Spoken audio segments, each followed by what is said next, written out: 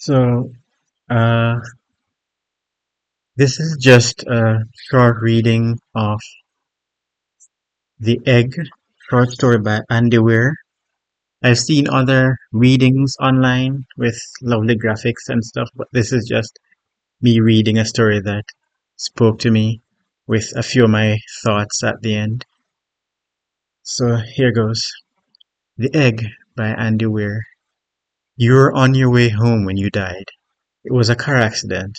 Nothing particularly remarkable, but fatal nonetheless. You left behind a wife and two children. It was a painless death. The EMTs tried their best to save you, but to no avail. Your body was so utterly shattered you were better off, trust me. And that's when you met me. What? What happened? You asked. Where am I? You died, I said matter-of-factly. No point in mincing words. There was a truck and it was skidding. Yup, I said. I I died? Yup, but don't feel bad about it. Everyone dies, I said. You looked around. There was nothingness, just you and me. What is this place, you asked. Is this the afterlife? More or less, I said. Are you God, you asked. Yup, I replied, I'm God. My kids, my wife, you said. What about them? Will they be all right? That's what I like to see, I said. You just died and your main concern is for your family. That's good stuff right there. You looked at me with fascination. To you, I didn't look like God. I just looked like some man, or possibly a woman. Some vague authority figure maybe, more of a grammar school teacher than the Almighty. Don't worry, I said. They'll be fine. Your kids will remember you as perfect in every way. They didn't have time to grow contempt for you. Your wife will cry on the outside, but will be secretly relieved. To be fair, your marriage was falling apart. If it's any consolation, she'll feel very guilty for feeling relieved. Oh, you said? So what happens now? Do I go to heaven or hell or something? Neither, I said. You'll be reincarnated. Ah, you said. So the Hindus were right. All religions are right in their own way, I said. Walk with me. You followed along as we strode through the void. Where are we going? Nowhere in particular. Nowhere in particular, I said. It's just nice to walk while we talk. So what's the point then, you asked? When I get reborn, I'll just be a blank slate, right? A baby. So all my experiences and everything I did in this life won't matter. Not so, I said. You have within you all the knowledge and experiences of all your past lives. You just don't remember them right now. I stopped walking and took you by the shoulders. Your soul is more magnificent, beautiful, and gigantic than you can possibly imagine.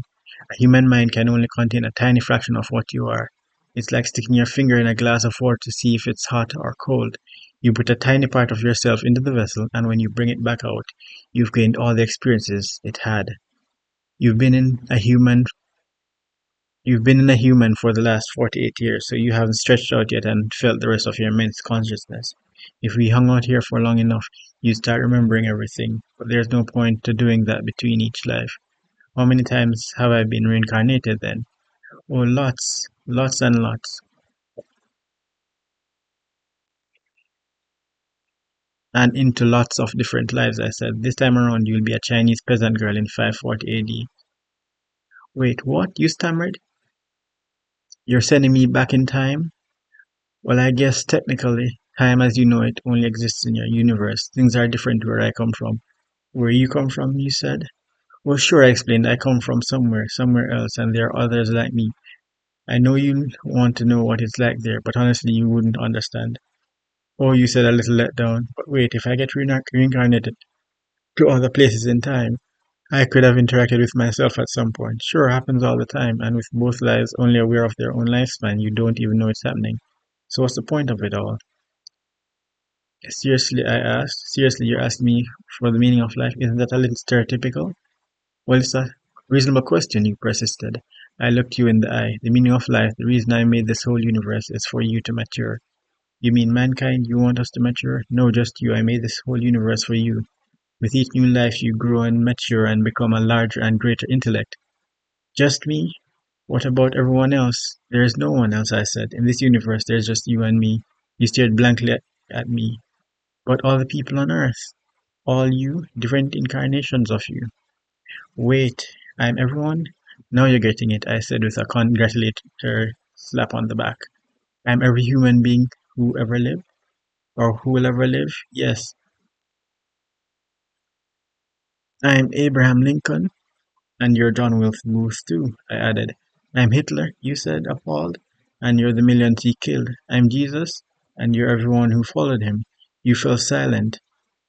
Every time you victimize someone, I said you were victimizing yourself. Every act of kindness you've done to yourself. Every happy and sad moment ever experienced by any human or will be experienced. Uh, every happy and sad moment ever experienced by any human was or will be experienced by you. You thought for a long time. Why, you asked me, why do all this? Because someday you will become like me, because that's what you are. You're one of my kind. You're my child. Oh, you said, careless, you mean I'm a god? No, not yet. You're a fetus. You're still growing. Once you live a human life throughout all time, you'll have grown enough to be born. So the whole universe, you said, it's just an egg, I answered. Now it's time for you to move on to your next life, and I sent you on your way. Yeah. So, my thoughts. This is just an interesting story, not necessarily the truth of our existence. Andy Weir just had an interesting idea and he put pen to paper. But for the longest while, I've been or have had solipsistic leanings towards life, only being able to prove my own existence based on my own senses that I've experienced, and I have no proof that nothing else really exists. So, reading the story, it kind of spoke to me, made sense to me.